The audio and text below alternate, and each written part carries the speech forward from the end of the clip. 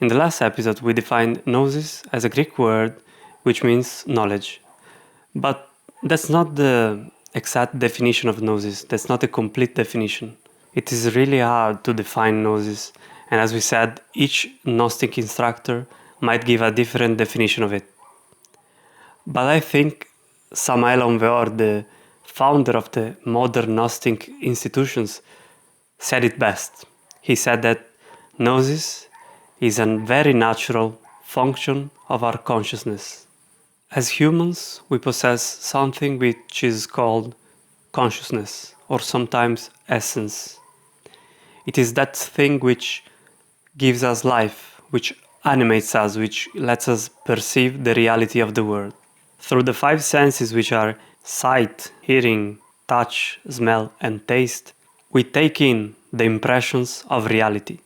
And all of these impressions go directly to our consciousness.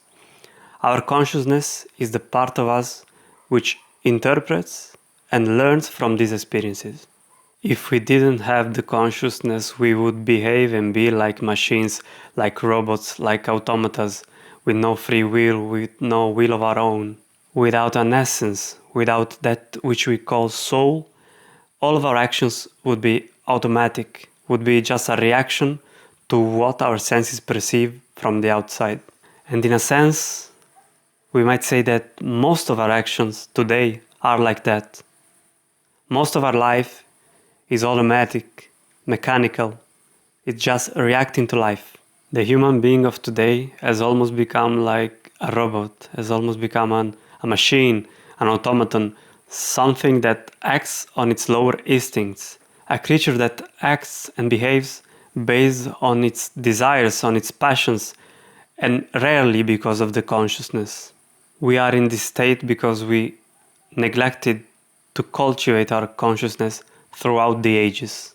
Our consciousness, our essence, has passed through many lives, many reincarnations, as they say, and all of these lives had a purpose: to learn, to acquire knowledge, gnosis. When this process of acquiring knowledge, of becoming wiser, of becoming better, is neglected, the result is that in which we find ourselves every day.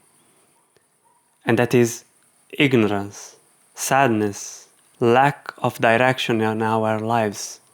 It is absolutely necessary to start cultivating our own consciousness, our essence. In the human being, the consciousness is asleep and it needs to be awakened. All of the ancient masters told us that. All of the ancient and sacred scriptures tell us that we are like drunken men and women with our faces buried in the sand, in the earth, in the mud, and that our lives are messes. The state we find ourselves in is unacceptable.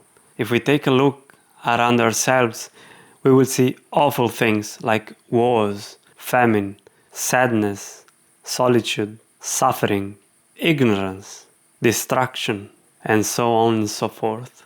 All of this is caused by the sleeping consciousness of humanity. Fortunately, the ancient masters left us a way, a path, a teaching to revolutionize ourselves and awaken our consciousnesses in order to make an impact on this world. Many people think that they can change the world by protesting, by trying to fight the evil that's outside of us, fighting it directly, fighting it with confrontation, fighting it with blood.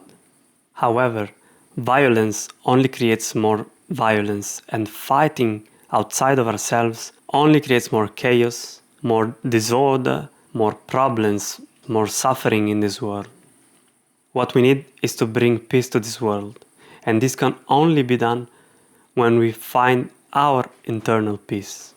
A person who is chaotic will irradiate chaos in the world, while a peaceful person will irradiate peace and love. To find this inner peace, there's a way, there's a path, and it's the path that the masters left us. First of all, we need to stop dreaming. When we dream, we are asleep. And I do not mean stop dreaming during the night. I do not mean stop having experiences in the astral plane. dreams as we call them. I mean, we need to stop dreaming during the day. We are always dreaming that we are great persons, that we are great beings of light and of love. When in reality, if we analyze our lives, we will see that we are deeply and profoundly flawed.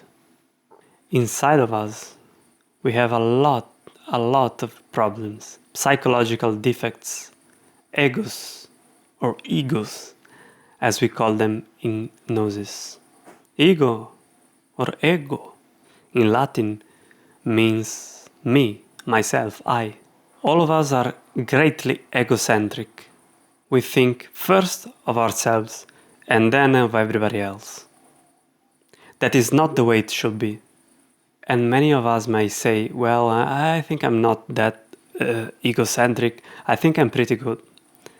But there is a little experiment you can do to see if you really are. When you go to sleep tonight, try to remember every thought you had during the day, from when you woke up to when you went to bed. We always think about our problems, our tragedies. Poor me, we say. But we rarely think of others. When we fixate on our own problems, we start dreaming during the day. We start maybe remembering a past scene and thinking, oh, poor me, how hurt was I by that person? Or maybe we start dreaming about the future and we start thinking, oh, how beautiful, how great it will be when I will achieve my desire, when I will do the thing that I've been wanting to do for years, for months. We always live life dreaming about the past or fantasizing about the future. We never live the present moment like we should. A true philosopher of life learns how to live the present moment, the here and now. Many authors, present and past, talk about the present moment, the here and now, because it's a really important subject and a really important concept for us to understand. If the person is not living here and now, they are dreaming, they are not really living. One of the bases of knowledge, of Gnosis, is living right here and right now, because from the present moment we can extract all of the information we need to learn about the present matter. Each moment of life is a new event. Something new is happening. And if we do not receive that moment as something new, if we are dreaming, if we are not present right there, we will have missed it. It's gone. No more. Instant by instant, day by day, moment by moment, second by second, we have the opportunity to learn something new. New knowledge can start to appear when we leave a situation which we always leave mechanically, automatically, without giving it a second thought. When we start to become aware of that thing here and now in a new light, with a new kind of consciousness, well, in that moment, we start learning something new. For example, how many times has it happened in your life that you thought a certain word was spelled a certain way? And then after years and years of using it, listening to it, seeing it, reading it, maybe one day you concentrated a bit more when you were reading the word and you found out that it was spelled actually another way. Well, that's an example of extracting knowledge from the present moment by living in the same situation with new eyes, under another light, with another perspective. This process is called the awakening of the consciousness. We can awaken our consciousness when we put it at work and use it to analyze the world, to see the world. Because, as we said in the beginning, knowledge is the natural function of the consciousness. When we put it to work, it works. It learns. Unfortunately, the wretched human being sleeps and dreams during the day.